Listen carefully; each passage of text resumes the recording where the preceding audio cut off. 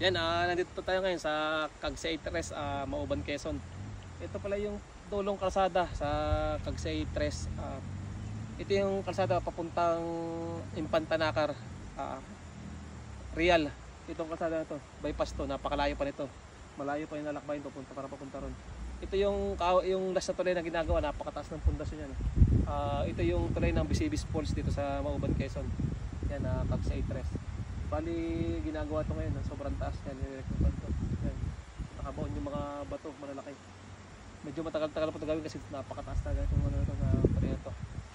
Yan, bali ngayon, bababa kami dito sa, sa Bisibis, lalakaran namin yung Bisibis Falls. Papakita ko sa inyo kung gano'ng kaganda yung Bisibis Falls dito sa lugar namin sa Mauban, Quezon. Yan, tara, samahan mo kami. Nangangatog na ang aking mga tuhod.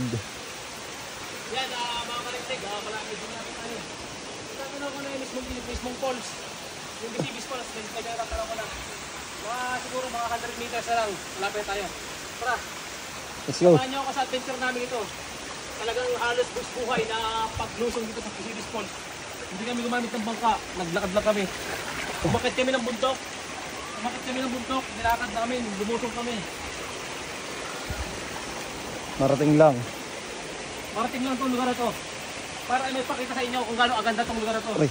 Dito sa amin sa Mauban, Quezon.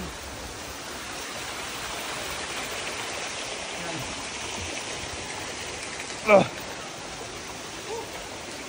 na yung tuhod ko. Pero kaya pa. Kakayanin. Na. Almost here. Almost there. Kaya makikita nyo na ang ganda ng Bisibis. Malapit na. Excited na ba kayo? Excited na. May bata.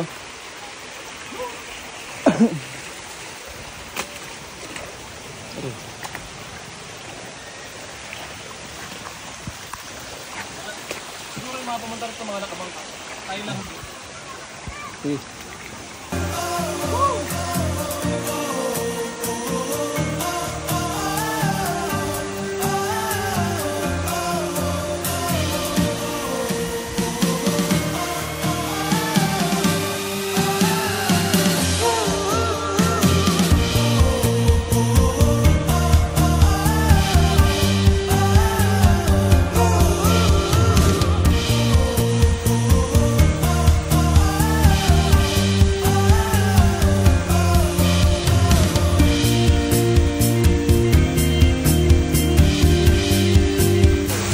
Mga kanenglig, ito yung pinuntahan namin ito.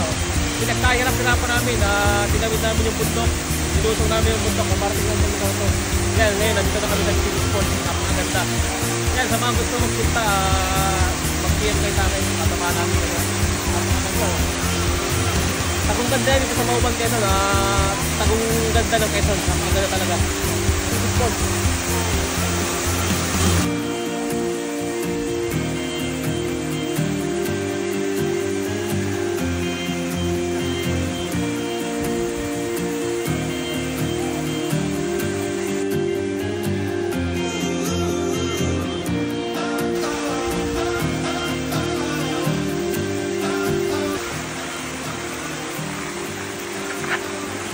Yan, mga kanimit ko, balik na kami.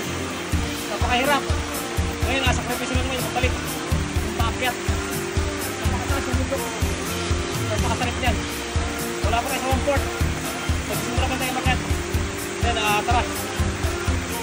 Balik na tayo sa sakyan. Let's go!